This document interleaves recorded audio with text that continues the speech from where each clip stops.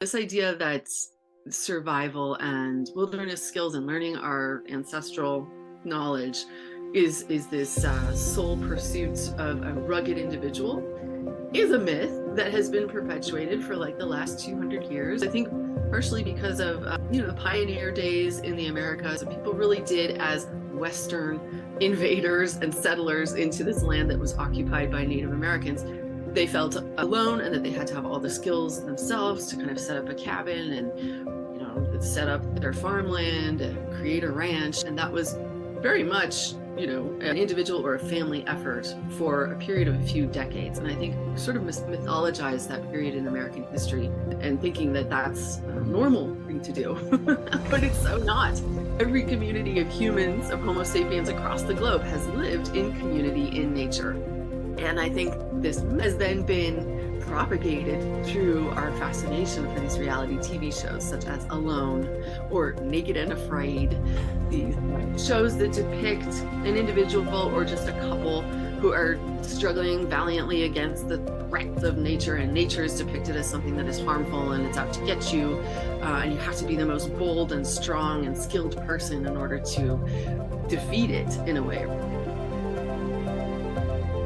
Hello, everyone, and welcome for this new episode. I'm really excited today to be with Jessica Carew Kraft. Hey, Jessica, how are you? Hi, I'm great. Thanks for having me. Good to talk to you. Yeah, we're going to talk about some of my favorite topics, and we've titled this talk, Why We Need to Be Wild. You are still a hunter-gatherer, and I just love already everything I'm feeling when I'm reading that. But for people joining us here on the podcast or here watching us, let me tell you a little bit more about Jessica. So Jessica is the author of Why We Need to Be Wild, One Woman's Quest for Ancient Human Answers to 21st Century Questions. And Jessica sent me her book, and that's how I heard about it and, started diving into it. And I got really excited about, bringing you here today to have a chat. So I will just read a little part of your bio just for people, put you in a little bit in the context. So you are an independent journalist trained in anthropology, and you have written on health, culture, tech, and education for prominent national and local publications. And in midlife, she learned ancestral skills, became a naturalist, and started wild food foraging. She's also an editor and ghostwriter in the wellness space, and she has trained in many different practices, and you can read that in the bio below here. But, I don't like to go too long into bio reading. I'm more interested about talking to you, Jessica. Yeah, I agree with you too. I think we have a little bit of a cult of credentialism in our culture, Yes. and so somebody has this degree and that degree and this award and this institute. And it's just like, well, who are they as people? That doesn't really say anything. Yeah, don't you feel our best skills and our best, I would say, title are not in those bios in many ways? It's something we can already be certified for. We can already prove in certain ways, like the Western world wants us to prove things. Yes. Yeah, exactly. So Why We Need to Be Wild, that's the title from your book. And so I want to talk about this quest. And, before we dive into that topic, I would love to hear about your encounter with this truth. Was it something that obviously you were always like that as a little girl and you just evolve into it? Or were there a moment you kind of got lost away from it and then there was a call back? And we're always interested about what was that calling? What did it look like? And how did you answer it? Absolutely. What a great question. You can really get at the heart of things. Okay. I would say, so about 8 years ago, I was working in the epicenter of Silicon Valley tech. And this extreme experience of kind of automation and AI and techno utopia, where every single problem that humanity faced, these CEOs and tech startup founders were saying, like, this is all going to be solved by various apps and digital hardware, etc. And I just, it was a moment of like, well, wait a second. No, it's not. Tech has never really solved any human problems. It's actually created more from what I could sort of observe in my own experience. And even your cell phone, you can't get it to reliably do the things you want it to do. And our cars are always breaking down, and our industries are spewing pollution into the air, and nothing about our highly technologized life has made us healthier or happier overall, right? So and I know I'm speaking in broad generalizations here, and there are exceptions to that, but as I was seeing more and more this techno optimism, I had an instinct that this was untrue, or at least it was untrue for me, because as I was spending more and more hours in an office under LED lighting, ignoring my basic instincts to be outside, get fresh air, get exercise, eat well, see my children, recreate, I was just like, there's got to be a different way. And I know that tech is so recent in human history. And so, Mhm. of course, we all know that 100 years ago, things were dramatically different. And previous generations, even just our grandparents, lived in a way that was a lot more closer to nature, closer to their own biorhythms. And yeah, so that started this exploration where I can tend to be an extreme person and want to get the absolute, most I don't know, let's say superlative version of something. And so I was like, well, I want to leave tech and I want to go completely wild. Right. So I wanted to experience those extremes of like working in the epicenter of this and understanding how people were thinking, and then who's doing it exactly the opposite way. And so I went in search of rewilders and people who are either bringing back Stone Age technologies, or they have been living that way for a long time, reliant on their ancestral skills and living much closer to nature outside a lot more. And they are pushing back against technology and digital interfaces whenever they can, because they see that as a source of disconnection and a lack of health for us.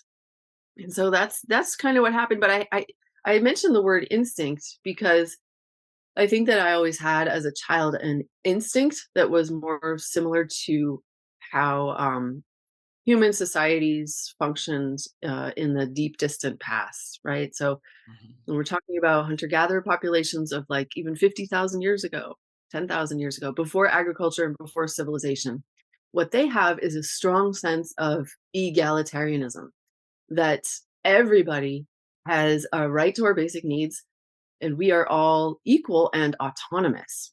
And so it's not that I was always like super nature connected as a child, but I always had this sense that like human relations that are based on hierarchy just seemed wrong to me. They seemed like they were denying humanity. Um, it seemed like denying people a voice, or that their ability to make decisions for their own life was, just absolutely not how humans should be.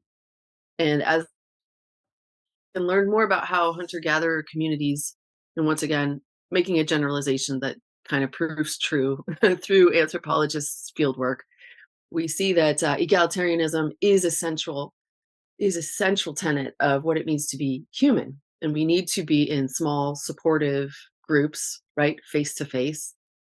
All of this helps our health, our mental health, our emotions, our productivity. Even if you want to get kind of Silicon Valley about it, when we have these small supportive communities, we do better overall, right? So I always had that sense. Um, Mm. Interesting. But I feel like when we say that, and maybe some people got triggered by the terms or just already have some kind of idea about what that looked like, contemporary people living with Stone Age technology. Um, for people just listening to the podcast, not watching the video here, Jessica is not in a hut right now, covered with animal skins, and she's living in a house, and you seem to dress like a normal person, I would say. So what is that way of living? That can we define rewilding in the context of the modern world? Because very often people are like, okay, you want us to go back to Stone Age, right? You want us to get rid of all our technology, which is kind of funny because we are here on a computer, recording this.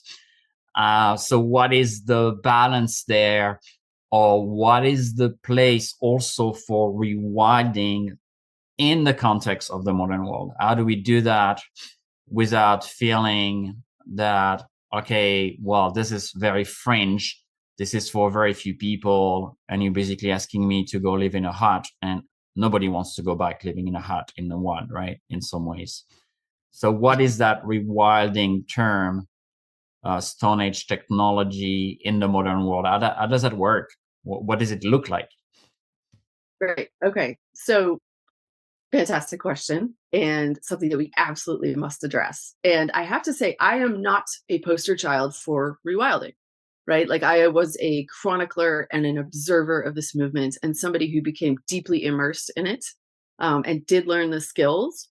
But I am not, as you said, like, I'm not, fully living a Stone Age lifestyle. To my knowledge, there's only, there's extant hunter gatherers. There are groups of populations around the world, from the Hadza in Tanzania to the Warani in Ecuador, who are living their original lifestyle, or however it's changed in the last millennia, but they, never kind of joined civilization, so to speak, right? So we have those extant hunter-gatherer groups, and one could characterize that with the problematic term Stone Age, or we could say Paleolithic, or we could say, primitive, which is also another term that's contested.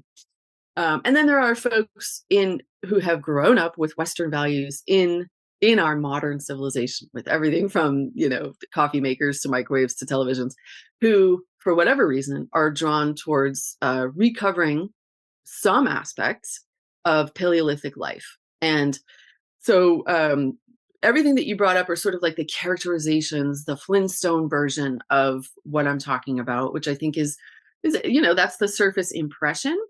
But the idea here is that we cannot lose these ancestral skills, like making fire with just friction, with just wood, right? Like, if and it's for survival reasons too. Like, if you're caught in the woods and you don't have a lighter with you and you have no way of being warm, it's extremely useful to know how to still make friction fire, right?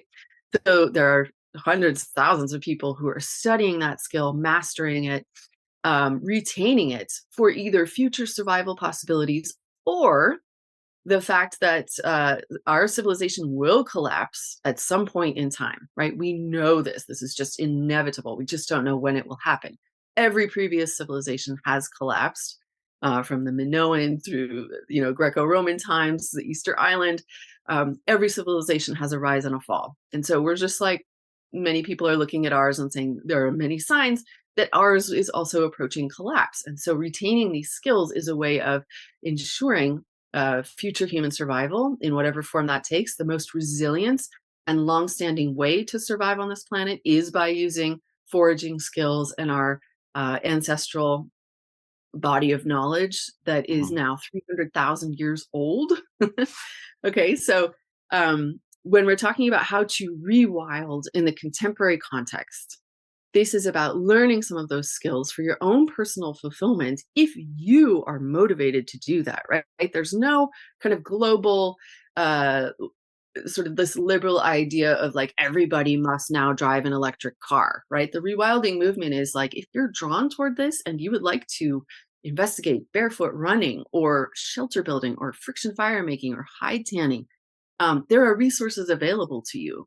And in no way is there any kind of movement to make everybody do anything. This is just like opening up our options as modern people, looking at our future as a society and saying, what are the skills that we really want to retain as people?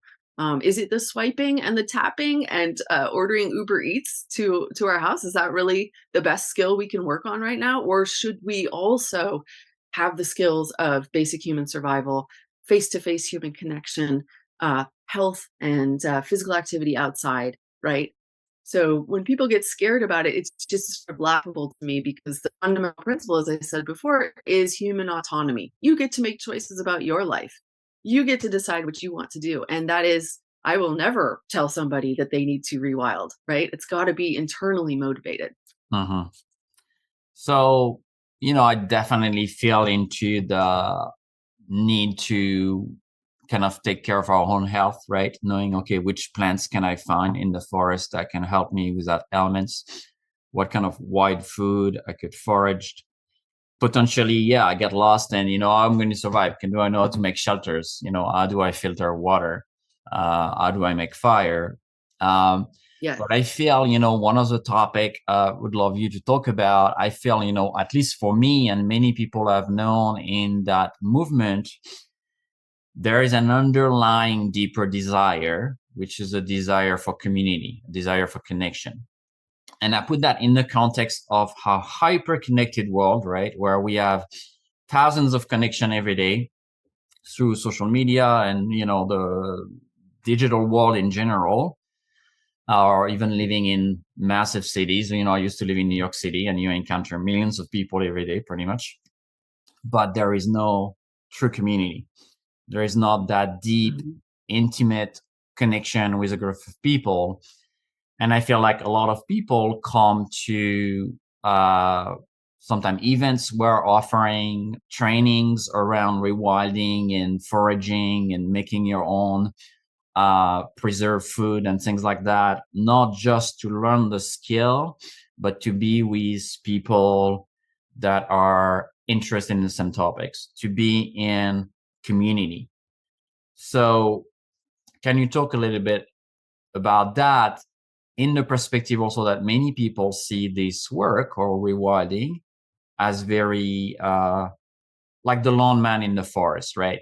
Okay, you went to live back in the forest. Someone told me that one day. Oh, you left the city and you went to live alone in the forest, right? Out of civilization, which is completely far from the truth. In fact, that's opposite. My community today of people living in my town and people interested in this work is much bigger, tighter than my community was in New York City, at least has more meaning and depth of connection, right?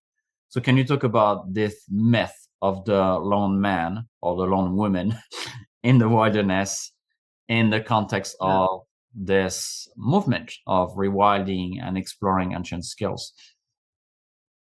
I just love how you summarized all that. You just really spoke the truth that underlying all of this is our primal need for connection and to be seen and celebrate together and feel supported, and like we have a network of free exchange, because I think in our society today it's like we have to pay for so much support that a tribal community would offer for free, and it would just be reciprocal.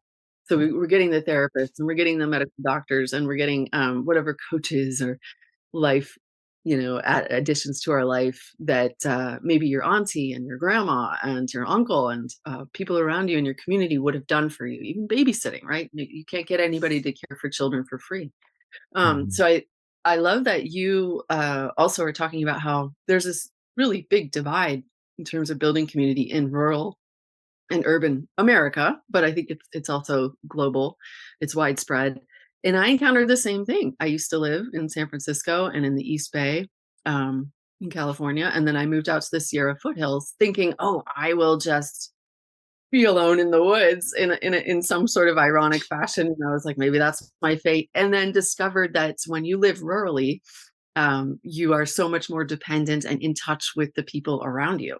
So discovering that there was this wonderful community of neighbors that would help me out and that I could help out, bring them eggs from my chickens. They'd bring me firewood.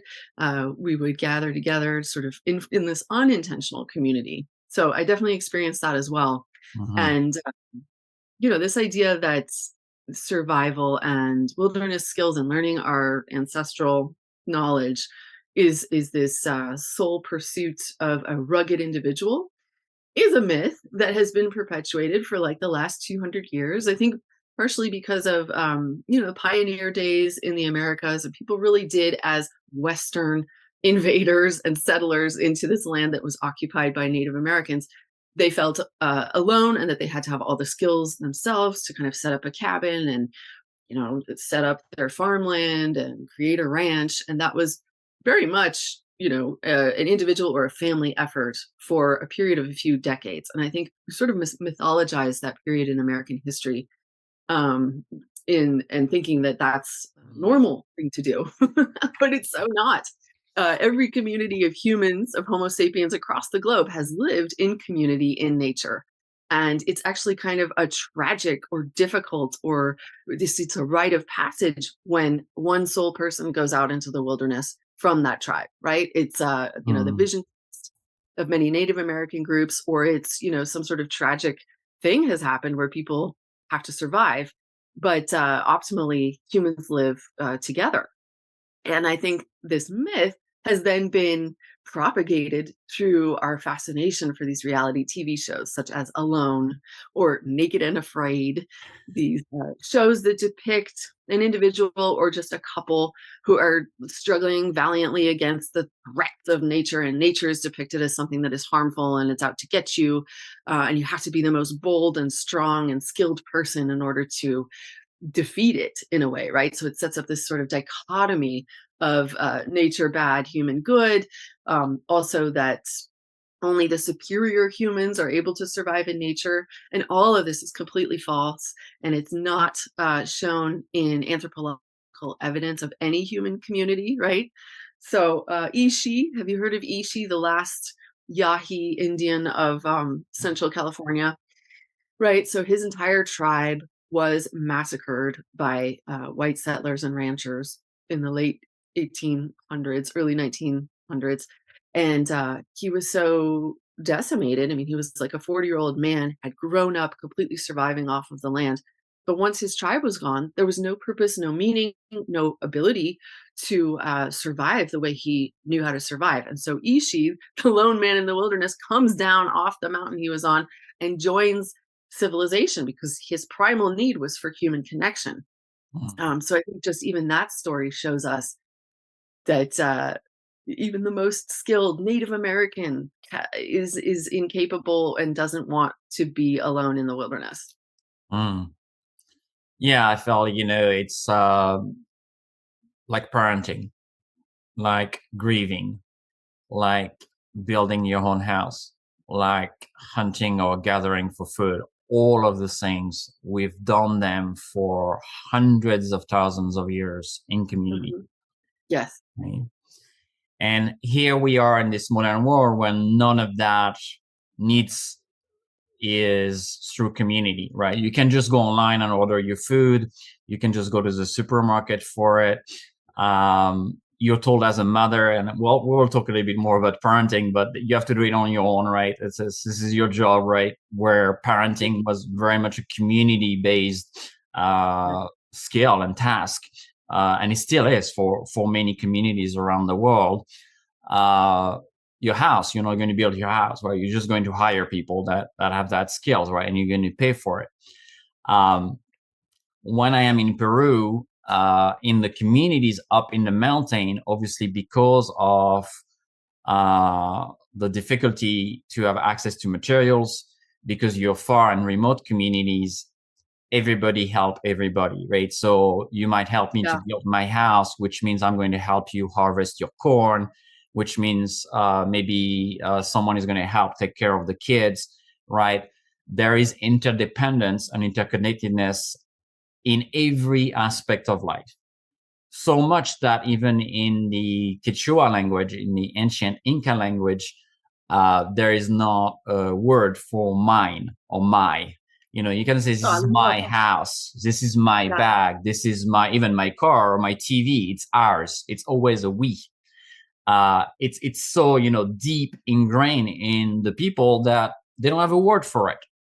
There is not that sense of property because everything you have is shared.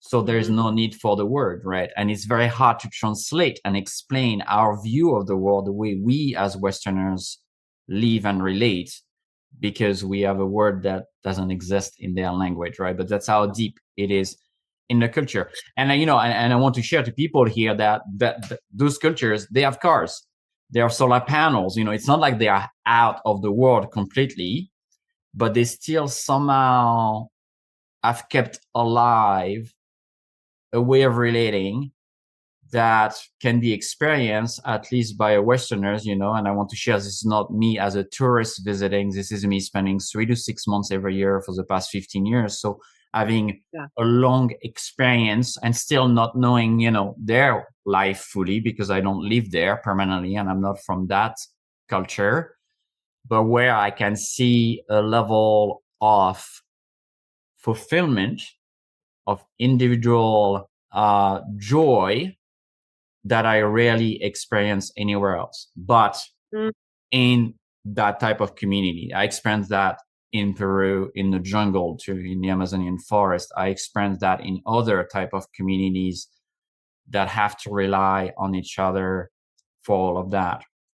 And my experience, you know, I was sharing that with someone that's a big CEO in New York City at the moment, and that I'm doing one-on-one work with, that has all the needs fulfilled, let's say, has the money, she Yeah. has the career, she has the house here, the house in the Hamptons.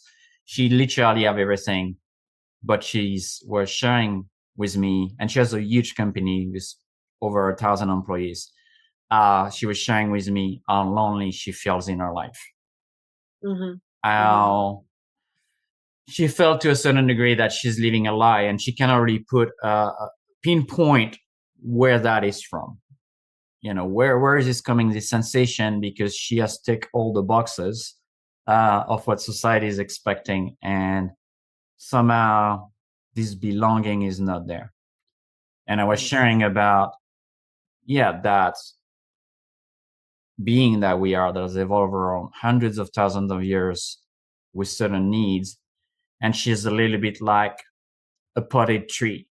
You know, there's nothing wrong with a tree, right? But if you take most of the trees, if you try to grow them in a pot inside your house, they're going to struggle.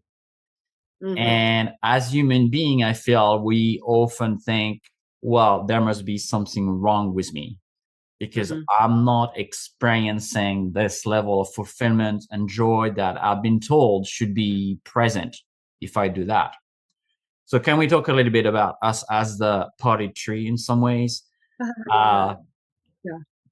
I mean, I think so many people are experiencing that today, right? Looking at the world and what's happening, feeling that something wrong about Mm-hmm. them and why they don't feel so fulfilled in that life despite they have everything. And we rarely question civilization. We rarely question the morals. I mean, maybe if you're listening here to this and if you're present in this talk so far, I'm sure you're probably questioning it to a certain degree, right? But can you talk about that? Yeah, the problem not Yeah. being the person or the Right. potted tree, but the pot, the soil, the community, basically, and what we are in relation to, right? Yes. So I would say all of us are suffering because of our separation from our community and from nature, right? And some theorists, Gabor Mate, he says we all have this sort of PTSD, this deep trauma from being separated from that evolved nest. We can look at how human communities function when we're not in civilization, right? And it is that the medicine of the community, of the social support of multiple people filling these roles for you, and you having your own role in that community that's clearly defined. That is what keeps us healthy. And Mm. social isolation, we're finding out now, is it's as unhealthy for you as smoking a pack of cigarettes a day. So because we're wired for connection, we are social animals, right? And you look at other groups of social mammals, and they're always together. The right, the ground squirrels climbing on top of each other, the mice that live in community, even ants, right? There are a lot of organisms that are ultra social, which is what the theorist John Gowdy calls them. So this idea that we have completely separated from our evolutionary blueprint, and that is making us miserable. And our capitalist industrial society benefits from us being separated, right? Because then it can sell our needs back to us through Mm, mm. through these video games, through the self-medication of any addictive substance, you name it, whether it's alcohol or marijuana or prescription Netflix. drugs. Netflix, one of the more benign ones. But right, and us all living in individual houses that all require a refrigerator and a washing machine and several beds and televisions. all of this is making money for the hierarchy, and it's separating us more and more, but yet we can't escape it because it is a form of slavery, in my opinion, right? Where like we're enslaved to all these objects. We have to keep consuming, we have to keep working in order to afford them. And then any need that we come up with from our emotional vacuum, whether it's this loneliness, this depression, or any number of the mental health ailments that we have nowadays that hunter gatherers do not suffer at all, right? That requires a paid solution. And most mainstream therapists do focus on the individual as the problem, like you're saying. It's, you haven't found a way to deal productively with conflict, or you separated part of your soul as a child, and so you're not in touch with your inner child and you're unable to access these playful parts of yourself. There's so many narratives that we're told about ourselves through therapy and through the self-help industry, where it's like there's something wrong with me and I need to go and do the work to fix it, without saying, like you're pointing out, that it's a structural issue. We're all potted plants, or we're all animals in captivity. This is a giant zoo experiment of civilization. And we know that animals in zoos, while they have more longevity, they get sicker more often. They get depressed. Like, who ever heard of a depressed lion out in the savannah, right? Like, that just doesn't happen. But in the zoo, you could actually get that. And we are in a zoo of our own making here. So I love your analogy of the potted tree. I'm gonna adopt that. I'm gonna steal that from you. But it's absolutely true that the most powerful medicine is that safety, soothing, that support, and that being seen that we feel in community, where people know you and you have a role.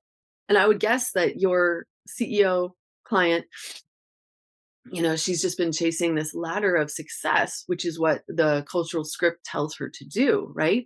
But it may not have been what her own inner compass was pointing her towards. And so she followed a script that wasn't true to herself. And now she's also looking at the gap between those two things, and finding out, like, oh, this isn't a fulfilling role for me at all. And unfortunately, a lot of people feel this. I felt that. And I think that through understanding rewilding, understanding our origins as a hunter-gatherer community in support of each other, it's helped me not say I'm the problem. I mean, certainly I am in some ways, but rather it's this social structure we have, which is killing us, and which is harming us in incredible ways. And we do have to work to resist that and come together. Yeah, so when you're sharing about that, I feel there is just this giant machine, systemic capitalistic world that is not going to let go, obviously, of consumption, because that's how it survives. Not going to let go of isolation, because that's how it needs what it needs for thriving, and promises a little bit what you started with. Oh, but there is this new app, or there is this new technology, and there's going to be this new product where you are going to finally feel that connection, that return to somehow this world. So much that maybe we might use those alternate reality glasses in order to immerse ourselves back into a wild world, because we don't have access to it, and we keep disconnecting and disconnecting and disconnecting. So I want to be a little bit be the devil's advocate here. How do we, from that perspective, knowing we are living in this world, it sounds very utopian to go towards what you're describing. Obviously, you're preaching to the choir here, so I'm not dismissing what you're saying, but I want to talk a little bit about the resistance that are there, and you talk a little bit about it in the system, but also the resistance that might come up for each individual to reclaim that, because we carry the systems within us, right? So there's going to probably fear about stepping back into that. And I feel, at least that's what I've observed with most people, we usually double down on what we've been doing so far. Let's try to get more money. Let's try to wait for retirement to do that. Let's try to, get thicker. And until we are really sick, we might not make the decision. So we kind of often waiting for what's called a midlife crisis. This Yeah. moments where the disconnection between the inner self and the outer self is so wide that we have no choice, and we get ill, we get sick, we get depressed, something really big happened, to kind of say, yeah, that makes sense, I'm going to return to that. So can you talk a little bit more about that aspect of the inner challenge and resistance, and how do we address that? How do we do that rewilding? I'm a CEO in New York. I'm an executive in that company working in Silicon Valley, right? And I spent quite a lot of time there. In the previous life, I would say raising money for my startup, right? So if we're there and we're feeling like, yeah, we have all those things, but we still crave that, but we're so afraid or resistant, which could be social pressure, what people are going to think, or even, Hmm. not knowing, how to address that, how to bring that into this modern context. Okay. Yeah. Well, I have to say, it's kind of bringing up my egalitarian impulse where I'm like, it's hard for me to empathize a lot with people who've had so much extreme privilege, right? Okay, with Um, you with that. Yeah, yeah. Don't when worry about that. when we've got so many people who don't even have access to nature, right? Like urban communities where the rates of asthma are like approaching 50, 60%, or all of Singapore where 90% of the children are now what's it called? Myopic, right? They can't read without glasses because they've been in these interior spaces and on screens their entire lives, and it's changed the structure of their eye. So sorry, it's a little triggering for me. I hate that word to try to help these folks who've been in control of all the power and resources for so long, and then now they want to access nature and their inner self. And yes, everyone deserves that. So maybe that's what I come back to, is that we are all hunter gatherers by our DNA, our bodies, our minds, our spirits, right? When we look at the DNA of folks that we're discovering in the ground in Northern Africa from even 360,000 years ago, right? There are so few differences in the genetic code, even in the bone structure, um, that we can say we have been this one species that has survived hunting and gathering and living outside in nature in small nomadic groups. We have been that for so long, and we are not fundamentally different from them, Hmm. even though we may look different. There's a lot of surface sort of cosmetic things, lighter skin, smaller jaws, crooked teeth, and all of that is because we are at a mismatch with our evolutionary blueprint. We're not eating the foods or getting the stress to our jaw that we need. So anyway, we're all hunter gatherers, and we all, if we can recognize that, can feel our inner instincts, which is to be outside more, to be face to face in connection with community, to feel supported, soothed, and loved, and to have a role. So I think for people who are feeling that resistance, it's all about creating that universal connection with people and really taking the macroscopic view of humanity. And so when we're dealing with these personal conflicts of what will other people think of me, well, everybody likes a good party, you know? Everybody likes to laugh together and do a ceremony or a ritual in whatever tradition that you're coming from. Like, we all like that. And so I think for folks who are struggling to think about how to get into rewilding, pulling that lens back, looking at what in your life is already very connected to our human history, right? Hmm. And then emphasizing that, producing more of that. So I'm part of the community here, and I've spent 3 years now trying to build a group of folks, and there have been hits and misses, right? So like people who come and we get very committed to each other, and then something breaks down and they leave, and then folks who have been sort of by my side for the last 3 years who I've been helping, and having conversations with people about how important community is and being open and honest about your vulnerability. I think if this CEO just confided in a few people about what Hmm. she's going through internally, she would find a lot more connection. but yet she doesn't want to seem vulnerable. She doesn't want to admit to her basic human needs. Perhaps, I mean, I'm just making this up, but this is what I've seen as well. Mhm. And yet by sharing with other people, like, hey, I'm really needing community. I am a solo mom living alone in the woods. I need help with my kids. I need help with my land. I need, this and this. And what can I do for you? I'm willing to be a reciprocal partner. And so through these, open communication, saying what my needs are, which is grounded in an understanding of our shared humanity, I'm starting to see a lot more people kind of showing up, invitations to potlucks on the land, like all this great stuff that you're talking about happened with you, and you building your amazing sanctuary community there. So, long-winded answer. But the way we get through that resistance is by being vulnerable and admitting our true human needs and then finding connection with other people around those. Yeah, thank you for sharing that. And yeah, I do recognize obviously it's a need from everyone, and not just the privileged. And in fact, not most of the privileged need that. More, massive communities which are underprivileged need that and don't have access to that, right? From healthy food to connection to nature and all of that. Um, but I was thinking, also the people in power, people that have the power to change things for thousands or millions, and Right. that are trapped into this capitalistic view of the world of separation and greed and extraction, which is harming everyone, including themselves, obviously, ultimately, and their own family down the generations to come, right? Um, I want to talk about that a little bit, about the children and the Yeah. parenting and the generation to come.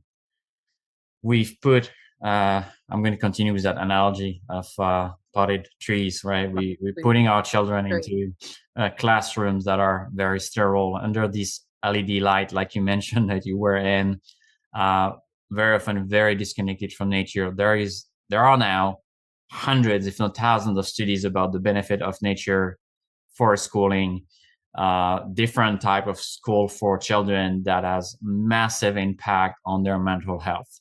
Kids are much more healthy. They don't have ADHD. They don't have those traits of violence and that we experience in the kind of the more Western way of seeing education.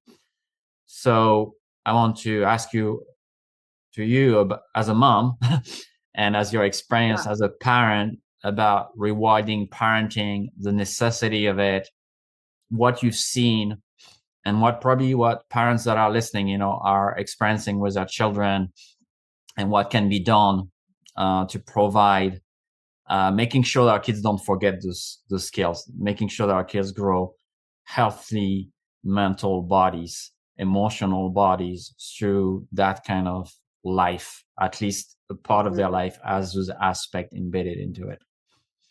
Yeah. I mean, it's huge. It's a huge Yeah, it's topic, a right? huge area, right? Obviously, yeah, we're not going to go through all of it here. Yeah. Well, I think it's always good to focus on the positive, and like you said, there is a flourishing of these wilderness skills camps and education institutes for kids in most urban areas. I've been able to find places that will, teach the skills of friction fire and tracking and foraging and plant identification, nature immersion. Unfortunately, a lot of those schools are available mostly to kids of privilege, whose parents, have flexible schedules where they can pick them up and drop them off at different times. But yet, that it's still a powerful cultural force. And we do see within our structured, kind of governmentally run education system a lot more school gardens, a lot more tearing up of the asphalt on playgrounds and planting edibles and greenery so that the kids are using, getting those benefits of being exposed to raw nature, right? Even on the 10-minute recess breaks. Nutrition is changing in the schools. I think there's a lot of great direction that we're going in. It's obviously not enough. It's not quick enough. And then there is a counterforce, which is, teaching kids coding at age 6, um, getting them really excited about technology. In my opinion, I don't think that's where children should be focused when they're 6 years old, 7 years old. I think they should be and this is a directive, because we can see that the benefits are clear, like you're saying. They should be exposed to the outdoors and learning skills and playing with each other and having that physical agility that comes from climbing trees and fording creeks and hopping from puddle to puddle. It's amazing to me that kids and adults are losing so many physical skills and capabilities that we had Mm. just a couple generations ago. And that is because we're forcing them to sit in those desks, stay inside, ruin their eyesight with the screens and the LED lights.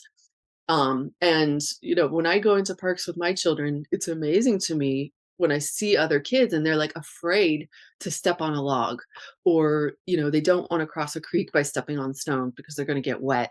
There's this overriding fear and then lack of physical agility. And I think that's also a problem. Mm. um, right. So, how do we attack that with our, or not attack, but rather address that with parenting? And I think for me, it's come down to making nature the center of our family values. And I mean, and it's things like making sure there's a plant in every room of our house, right? Just a little symbolic effort to stay connected to nature, even though it's a potted plant. And I know we've had our problems with that, but this idea of like, let's have an indoor outdoor life. Even if it's cold outside, we're going to get out. We're going to do activities out there, even if it's incredibly hot. We're going to take a section of the day and be outside and deal with that discomfort. Mhm. Um, my kids are normal kids who have resisted me saying, let's go for a hike, let's go for a bike ride. And it's taken a lot of inner strength for me to keep pushing that and to know that I am their guide in this life. And I know that getting outside is much better for them than staying in. So for parents, it's about developing that kind of internal strength to push against your kids when they're like, no, I need to stay in and play Minecraft or whatever the complaint is for why they don't want to get outside. Addressing that in yourself, working through that resistance you have to helping your kids get outside. And then, it comes down to also these social ideas about what is it to raise a young hunter gatherer, which is what our kids actually are inside, even though we're molding them as members of civilization. They still have all those instincts and they may be closer to them than we even are as adults. Mm, mhm. Um, so some modifications, some things I've done that I've found some success with, which are very unorthodox, are that I have not allowed my kids to have their own rooms or even much of their own stuff. Like you're talking about the Quechua. We have 3 rooms that might be considered bedrooms, but somebody's clothes are in one and somebody's bed is in another and somebody's desk and work area. So our space is very fluid, and there isn't this idea of like you can just go isolate in your room. I have refused to allow my kids to just go isolate in their room where they're not in the social fabric of our family, or to see one space as theirs or even one thing as theirs. Sure, they'll fight over, my kids are really into music right now. They'll fight over the guitars. But it's not like one guitar is one child. It's like, this is our family stuff. This is all ours. So, and that's a very deeply ingrained American cultural phenomenon that each child has their room and they can escape to their room and isolate. But I've seen that become so negative for family life, right? And it kind of leads to the disconnect, especially in adolescence, between parents and children. Mhm. Um, I don't know if you want me to say more or Yeah, tell me a bit more about that. I think it's a very interesting thing, and probably a lot of people are like, "Oh my God, that sounds bad, and that's not nice." And it's like you're depriving them from their space and from their things, because we're so attached to our stuff, right? yeah, And yeah. I feel like people might be like, "Is this really good for the kids?" Right? Yeah. I mean, I welcome people to ask those questions and then look at how human societies function apart from our Western society. And you'll see, most people sleep in beds together, right? There aren't isolated beds across the world. Mhm. Um, and it's a matter of poverty in some cases, but it's also a matter of like, we're mammals who like to cuddle together at night, just like every other mammal. So, I understand that's part of our huge disconnect in civilization from our Um, mammalian, our biological origin, right? Like we like to sleep together in groups. um we like to have communal property. We like to all participate in meals. So this idea that like a parent makes a meal and then the child comes and eats it, and the child doesn't really have any responsibility for food, is completely alien to human evolution, right? Like, no, children need to be learning about food from when they can walk, from when they can kind of be separate individuals. They've got to be involved in the food process. So whether that's, and I think a lot of parents do this, but Mhm. then it comes to like, oh, well, the kitchen gets really messy. It's too much hassle to allow them to cook or clean up. And so I want to challenge that as well. Like, why is being clean the supreme value of your household? Why isn't it togetherness? Why isn't it teaching your children how to prepare food and how to be autonomous with their energy needs, right? So just kind of questioning Mhm. how we're orienting our family life, I think is also really important. So I love it when my kids get involved in food production. And I don't care if the kitchen is messy for a couple of hours because we did it together. We made this soup that we're all proud of. Mhm. Um, and then, other little hacks. One day, my kids were very resistant to getting outside. And I happened, this is lucky of me that I'm privileged. I have a, solar powered battery pack, right? Something I got at a camping store. And so when they refused to come outside, I was like, well, I'm moving the router outside. So there's nothing you can do. If you want to access internet, you have to sit outside with your computer because you're not going to get any more Wi-Fi in. um, so I think getting creative and not completely limiting your children, from screen time or from candy or from the tantalizing aspects of our society and culture today, but just making sure that they know the primary value is nature and it's social connection. And if we can do that in big and small ways, I think that goes a long way to healing our separation. Thank you. Thank you for that. I really feel it deep in my bone and I can see the beauty of it. And yeah. So, Jessica, I want to finish our talk by talking a little bit about your book, Why We Need to Be Wild, your quest for ancient human answers for the 21st century big question. So, can you talk to us a little bit about the book, and what people will find in it, and if they want to go deeper, also anything else that you want to mention to work with you, but yeah, the content of the book for people I would be interested probably to go deeper into all the topics we've talked about today. Great. Thank you for that opportunity to talk about it. Yeah, the book came out August 2023. It's going to be out in paperback as of June 18th, 2024.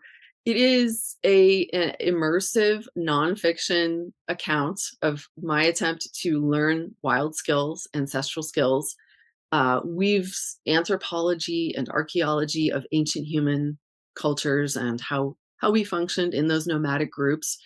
And then I spent a lot of time with communities who are also perpetuating those ancestral skills. I met individuals who are on the extreme end of rewilding. So people who are trying to maybe hunt and gather all of their food, or they are trying to live without any modern technology. They're roaming the Western countryside, replanting native plants on the paths of indigenous folks from hundreds of years ago. And through these journeys and my own attempts to learn the skills, I kind of come to a new understanding of what my point in life is, right? Coming earlier from working in tech to now, how can I embed myself in nature and raise a family that has nature at the center of its life, of our life? So the book feedback I've gotten is that it's very helpful for folks who are sort of on the questioning side of thinking, gosh, I don't really like my job, or I don't really agree that I should be shopping in a grocery store for all my food, or I don't like taxes. I don't like dealing with bureaucracies and explosion of paperwork. If you're feeling any points of resistance as to like why our society is this way and why so many of us are sick and isolated and depressed and underslept and stressed out, this book can kind of walk you through a new path and a new way of thinking about all of these pain points that we encounter in contemporary life. So I'm hopeful that, we'll get more readers. And ultimately, for me, the book is about, like you said, building community, Mhm. building a group of like minded folks who will together build a better world, who will be more nature connected, raise these kids who can connect to each other in very deep ways and connect to the earth. So it's got some big goals, but it's also a story. There's humor. There's a divorce. There's real life things that happen in the book. So I think there's something for everybody. Thank you. Yeah, I really enjoy it, and I'm 3/4 through it. I'm almost done with it, but I really learn a lot. Even me that have explored these topics. I love the way you approach the topics, and also it's very well researched, which I like. It's not just based on your own experience, but the experience of a lot of people and a lot of traditions. So if people want to go more deeply into that, obviously they can read your books. Do you offer workshops, trainings? Is this something you're looking at doing at some point, like guiding people into certain processes, or anything else you might want to tell people to look into and to work with that kind of skills or work with you? Yeah. Well, I do events, yeah, mostly in my local area because I'm very committed to, building community and support here. So in the Sierra foothills in Northern California, I do have workshops. Those are available on my website, which is my full name, jessicacarewkraft.com. But then I also encourage people, like I mentioned before, there are wilderness and ancestral skills camps and schools all over the country. There are ancestral skills gatherings. I'm about to go to one next week, a couple hours from my house. It's called the Buckeye Gathering. There are at least 30, possibly 40 ancestral skill gatherings happening across the US. They're also in Europe and Israel, South America. And I think going to some of these gatherings can be one of the most powerful immersions in, you get a digital detox, you get away from technology, and then you also get to learn some of these very basic human skills while you are kind of replicating a hunter-gatherer community by camping outside and living with people and eating communally. So that's my number one recommendation for folks, is to try to get yourself to an ancestral skills gathering. Yeah, this is very important. And obviously, we're trying to recover community skills, not just individual skills, and that has to be done in community. And like you said, there are a lot more gathering today than there was even 15 or 20 years ago. There are a lot of people in, I'm sure in any county in the US, you can find the one person that has, some of those skills and usually teaching it, and very happy to share about it. Thank you so much, Jessica. It was really such a pleasure to be with you this morning and to discuss. Thank you to everyone that is listening here, watching the video. Please, keep building this community at your own level. Start small. That's also one of the, advice I have. Sometimes it can feel very overwhelming. But that one thing, like you said, maybe it's just a gathering of people eating together. It's just one circle of women together. I mean, one skill, but that's usually what gets you in the way of it. At the experience of this belonging, this connection, how nurturing it is for the soul, how nourishing it is for our life, for our spirit, for our bodies. And that's usually when you want more of it. Right? It's like a really good chocolate, right? I say, just have a little piece of it and you're probably going to want more. Thank you so much, Jessica. Yeah, have a blessed rest of the day. And thank you so much for sharing all this wisdom with us. And for everyone who want to go more, you can find the detail about Jessica's book, Why We Need to Be Wild, One Woman's Quest for Ancient Human Answers to 21st Century Question. Look in the link below this video or this audio. And get her book and dive more into it. Thank you so much, Jessica. Thank you. That was great. Bye. Thank you for listening to the Sanctuary Podcast. We deeply value your support. Please consider sharing this podcast with others and joining our Patreon page at patreon.com/thesanctuaryny. Once again, it is patreon.com/thesanctuaryny. At The Sanctuary, we believe that spirituality is a personal journey that takes many forms, and we honor and respect all paths to awakening and the rise of consciousness. Our mission is to provide a platform for open and honest conversations about spirituality and to inspire and empower our listeners to live their most authentic lives in good relation to each other's, the living and invisible worlds. I look forward to connecting with you again here or at our events, retreats, and online gatherings. You can find all our offerings at thesanctuaryheal.com. Once again, it is thesanctuaryheal.com.